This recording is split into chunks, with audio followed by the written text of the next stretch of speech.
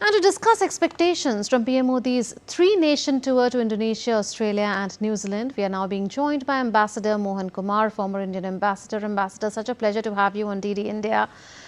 Prime Minister Narendra Modi, we know, was in Seychelles recently in the Western Indian Ocean, and now he goes to the Eastern Indian Ocean and the Western Pacific. Indonesia occupies a strategic position, we know, between the Strait of Malacca and the South China Sea. So in the context of India's Act East policy, its Indo-Pacific outlook and Mahasagar vision, how significant to your mind is this three-nation tour of the Prime Minister? Thank you, Moon, for having me. No, I think it's a terribly important visit because of the geopolitical churn and flux in which we find ourselves. Normally, I think India's way of looking at the Indo-Pacific was that this was a concept put forward by the Japanese, the late Japanese leader Shinzo Abe. We've got the quadrilateral group, the Quad, and we were content with it. We were trying to focus on the Indian Ocean by having separate relationships with France, with EU, and so on. What has happened since then is that the US has almost reviewed its relationship with every country in the world, and the Indo-Pacific is no exception. As you well know, they've changed the nomenclature of their commander from Indo-Pacific to Pacific. I'm not suggesting yet that this has implications for the operations on the ground, but I think the way I see this visit by the Prime Minister is a kind of a belts and braces approach by India. That is, we will continue to do things in the Quad, but I think we are also going to expand the ambit of relationship with countries like Indonesia, which are not part of the Quad. And of course, with Australia, we try to strengthen our partnership as much as possible. The other theme that runs, at least with Indonesia and Australia, is our quest for rare earths and critical minerals. This has become a problem following the weaponization of this issue by China. So India needs nickel for its electric vehicle batteries, which it can get from Indonesia. We need lithium, which Australia has in large quantities. So I see this visit, frankly, as a reassertion of our Act East policy, of strengthening our focus on the Indian Ocean in the context of Indo-Pacific, but with special focus on the Indian Ocean. And last but not least, and in our attempts to build resilient supply chains through access to critical earths and rare earths. Yes, I'll take the third point forward in a bit, but before that, with Indonesia particularly, while on the one hand there has been focus on the BrahMos agreement that I believe was announced by Indonesia this March, and also on the Sabang port infrastructure development, which we know is a commercial project, which is work in progress.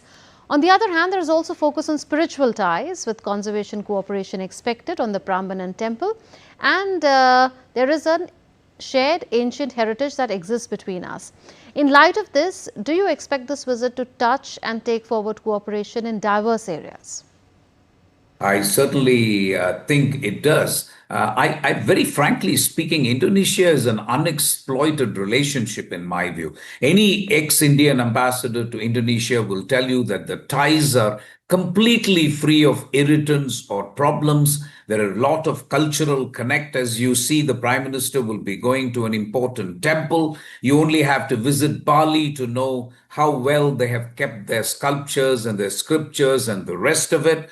I would also like to add that among all the Islamic countries that at least I have visited, Indonesia stands as a beacon of moderate Islam. This is worth noting since we also have a big number of Islamic minority in the country. Indonesia has practiced a wonderful version of Islam, and there is a lot that could be gained by cooperation between India and Indonesia. But as you rightly say, Indonesia is not just any country, it's also the most important country in ASEAN. By far, the largest trading country in ASEAN for India is Indonesia. And yet, trade is only $30 billion. So I'm happy that the Prime Minister is going there. This will be his first visit since the strategic partnership was upgraded to the level of a comprehensive strategic partnership, which happened last year when, when President Subianto came as the chief guest for our Republic Day celebrations. So there is a lot of work to be done, Munmun. This is not a relationship that is automatically going to work. It requires political impetus, political fillip from the leaders. And I certainly hope that Prime Minister's visit there will give that most important fillip that is badly needed for the relationship. Interesting. I'll take the trade and investment cooperation, but in the context of the three countries in a bit. But before that, Indonesia appears to be adopting several Indian development models from UPI and the ONDC inspired Indonesia's open network to PM Poshan or the midday meal scheme and Jan Aushadhi. Does this mean that India is emerging as a global exporter of digital public infrastructure and governance models? And how significant is this for India's strategic influence in ASEAN? No, extremely significant. And you're quite right in underlining those three things, which is digital public infrastructure, the midday scheme, and also even the Pradhan Mantri Garib Kalyan Yojana. While it is true that India is a much larger country than Indonesia, and we might have much bigger challenges, I think it is interesting for Indonesia to find how we are resolving these issues which happen on scale.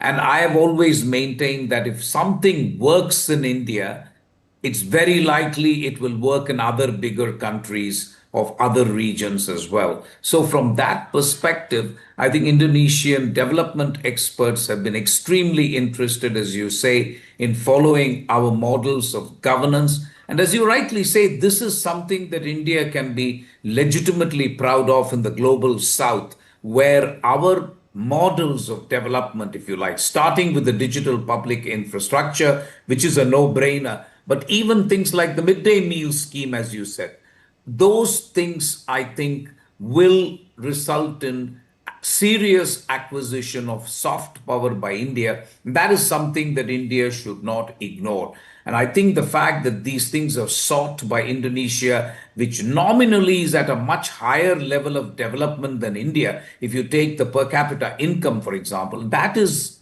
phenomenal because that essentially shows that India has things to share even with richer countries of the global south.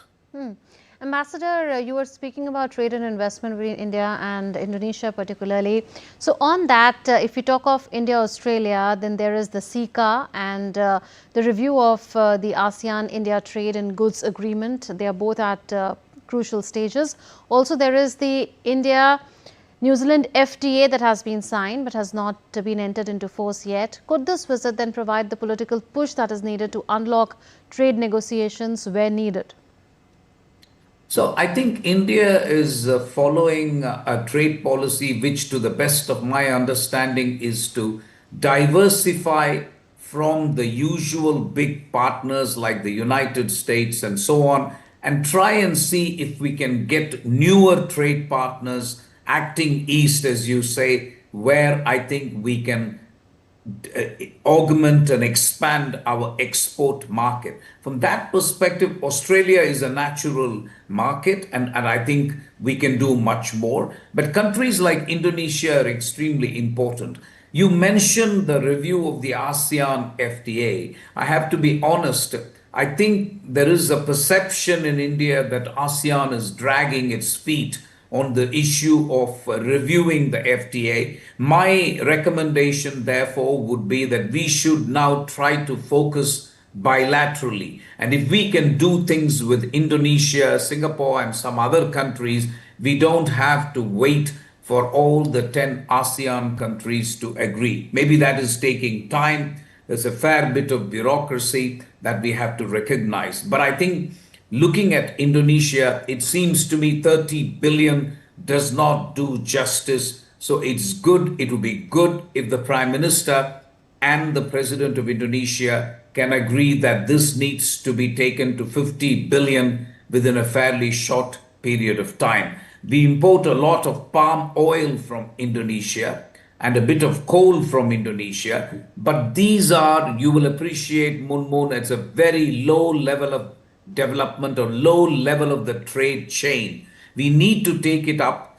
Export of textiles, garments from India is a possibility. Most importantly, IT. If we can export IT services to Indonesia, that would take the trade considerably at a higher level. But as of now, I think we would have to look at these three visits also with a view to expanding our export market, particularly in Indonesia and Australia, and try and see how we can do things better with New Zealand. Right. Taking the point that you had made forward, the visit comes after recent disruption that we saw in global energy markets caused by tensions around the Strait of Hormuz. How are energy security, critical minerals that you referred to, and supply chain resilience becoming interconnected pillars now of India's foreign policy? And do you expect action on all these fronts during PM's three-nation tour? Yes, I think you're quite right. At a minimum, countries like Indonesia, India will have to discuss the disruption caused in the energy routes and try and see if there are alternatives. The Indonesians also have a important strait. They're not very far from the Malacca Straits. Indonesia and India will also be looking at policies of China with regard to United States, with regard to the conflict in Iran, and how China is going to handle its energy issue. So all in all, energy movement, energy choke points, the movement of energy, alternative energy, those will be very important discussions that will happen between Indonesia and India. I think that India is looking at alternative markets, looking at alternative sources of energy, looking at ways in which we can have at least a loose alliance of countries which are importers of energy and try and see if we can cooperate better.